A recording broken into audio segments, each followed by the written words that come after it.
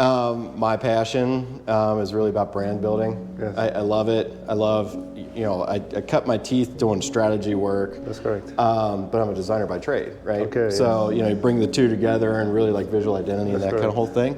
Works great. Yes. One of the things from a design standpoint that I've always had is when I was a young in-college designer, I was terrible at the computer.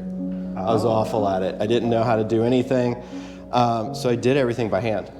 For the most part. So like a lot of times in my work, you'll see things like paint or collage, or I do a lot of stuff with handwriting and that sort of stuff. And like there's a really illustrative edge to a lot of things. Like I can show you something that I'm actually kind of like working on here. Like this is actually a logo that I did. For nice. It's funny. Last night I was watching a design documentary called Typeface. Oh yeah. Yeah, and the old newspaper they was talking about before Adobe it went digital, how everything used to be like handcraft. Oh yeah, you'd have like, you're probably looking at phototype then. That's correct. Like where they're carving out everything and sticking them one letter by letter. Yes. I've never done that. so your journey was started from use physical to express the design. Yeah, because that's what I knew how to do. It's like, design, people, especially younger folks who grew up just doing everything on the computer, they don't even like think about a different way to do it. And for me, it's like, I'm in art school. That's correct. It's like, I'm in a painting class over here and you're trying to teach me design, but I don't know any of this stuff. So like, well, how can I take this and bring it over here? And then we get that cross-disciplinary stuff. Merge. It really, really goes kind of crazy. So like these here, you'll see all these photos that I have here. Yeah. Those are all screen prints. They're actually messed up screen prints. Oh, those are screen prints. Yeah. So like, you're not actually supposed to have like, these skip areas right there. The imperfection is also part of the aesthetic as well. I mean, for these, yeah. I mean, it wasn't intentional, but I was like, I like them. So like. That's correct. So we did those for an art show. This was back when I was one of the founders of BLDG, if you're familiar with them. But like when I was at BLDG, we did this art show, and I just loved all the photographs and just kind of like the imperfections on them weren't anything that I was worried about. So I said, okay, let's take these, let's frame them. We're not going to sell them because they're messed up. Yes. But like I love that stuff, and I love the human element in it, and I feel like people really resonate a lot more to that rather than, I mean, this could be very easily be a nice crispy digital print. That's correct. But I'm just not as interested in it, to be honest with you. Is the process also become also part? The process is for you as well as a creator. 1,000,000%. Yeah, because I mean, like if I'm working with my hands, I'm doing things. Yes. I'm thinking, and I'm doing better work for you or whoever else as a client. So I'm always doing. Always trying to like bring that in some way, some form. That's part of the reason I moved into the studio, to be honest with you, because like I need somewhere to spread out. To like, I mean, you're here, pretty clean day. That's correct. To be honest with you. But I mean, it was like, a couple days ago, I was doing like a bunch of crazy paint experiments all over the place. Like I think I got a couple of these over here. Right. But like, I had probably like 50 or 60 of these things just kind of spread out all over because they were all just like, fun textures that you can use on things, and I do workshops with people and make them draw goofy things too. So there's always like. So the processes of deriving to the idea. So you have you approach with a multidisciplinary approach in some extent. I mean, it has to be. Like for me, I think if you want to do it to the fullest extent, you gotta bring in more things than you probably even think. So, yeah. All right. Yeah, definitely multidisciplinary. All right. So, check. Was that good? Yes. All right. This is all of our screen prints as well. Yeah. All these hanging up are screen prints, which I'll end up bringing in more artwork here. Like my home is just like floor to ceiling frames, artwork all over the place. So like this actually kind of seems kind of naked to me. Wow. So all right, good. So Benny here and Chris Ritter, independent creative director. Yeah, that's it. Yeah, that's so it. we're about to go walk and explore I know I use the city also as a source of inspirations. Yeah, you have to. My work has been residing to kind of the feel of perspective. So the city helped me sort of gather those insights. Okay. The sounds, the smell. Sometimes people just great outfits, misplaced things are the things that it helped me feel more human. Okay, yeah. In some extent. Yeah, I'm into that. The unpredictability of space. And as I'm thinking about how we can position our company inside of the marketplace, it's like how can we rise above the noise? Okay, yeah. So that is sort of the intention, yeah. And Right, yeah, and I'll ask you some questions on that for sure. That's correct. All right, so let's walk. Yeah, we're gonna walk. Where do you want to go? Yeah, we either the less noisy space. Yeah, we can take Washington Park to Friendly Market and back. Yeah, that's perfect. That's good. Yeah, I'm with Chris. Yeah, you're the high school. Maybe you from? No, you're not. You from? I grew up in Northern Kentucky. Northern Kentucky. I grew up in Erlanger. That's good. And then I've always been in Northern Kentucky. I went to NKU. Nice, great. And I, after college, I moved to Fort Mitchell.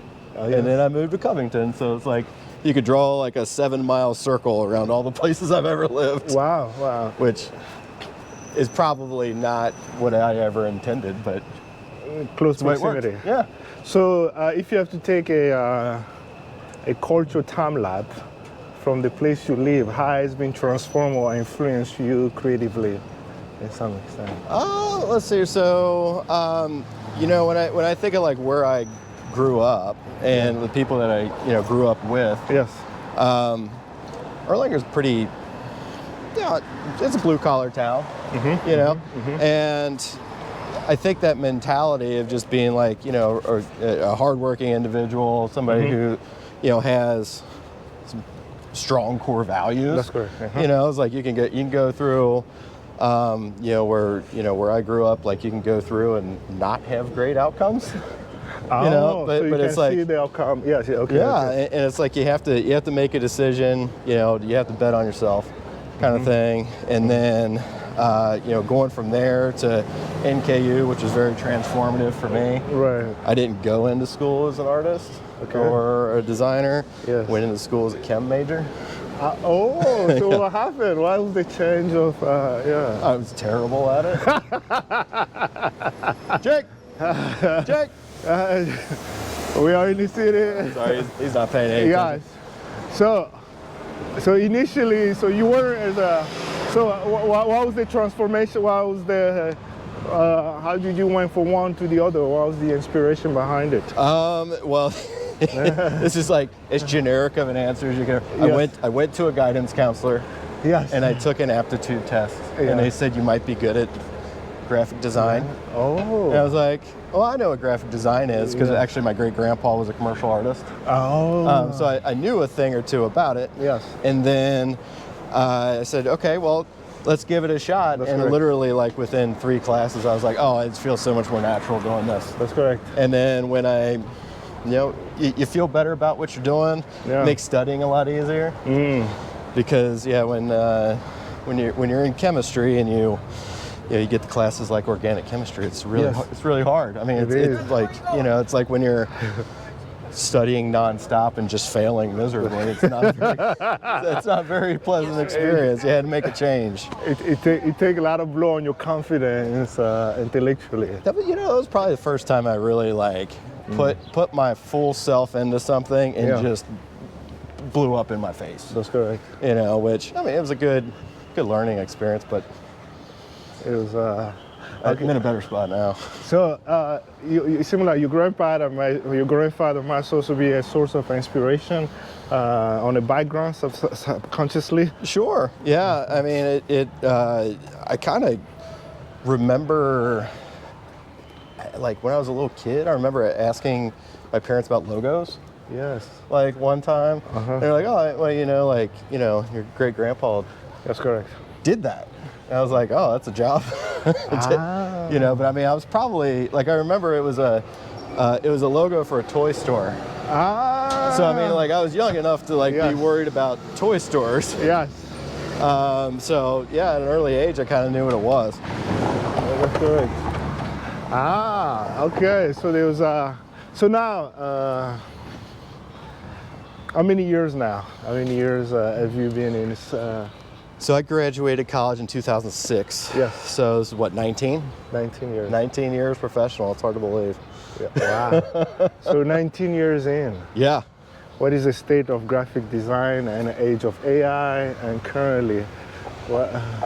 It's definitely at a crossroads, and I think I think when you're looking at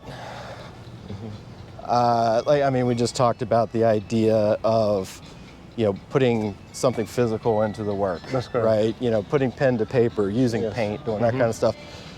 AI is never going to be able to do that because it doesn't have hands. Dexterity, it doesn't have that. Yeah. So like a lot of the things that we have as creative people, AI can't replicate.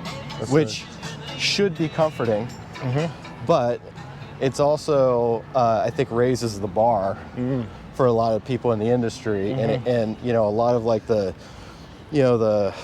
we'll just say production level. That's correct. Kinds of things.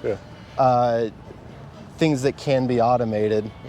You're finding that it's changing so fast that companies don't know what to do, and you're seeing a lot of people getting laid off. That's correct. Which I hate to see because a lot of times they're very talented people. That's correct. That's correct. Brand, telling stories, giving people a real response to your company, or really just having authentic experiences. That's right. Is more important than ever. Yes. People are dying for experiences all the time. Yes. That's why we're walking. That's good. Right. Which is I find like as you said earlier, we're at the crossroad as well, because there is an overselling that people can experience things digitally. Yeah.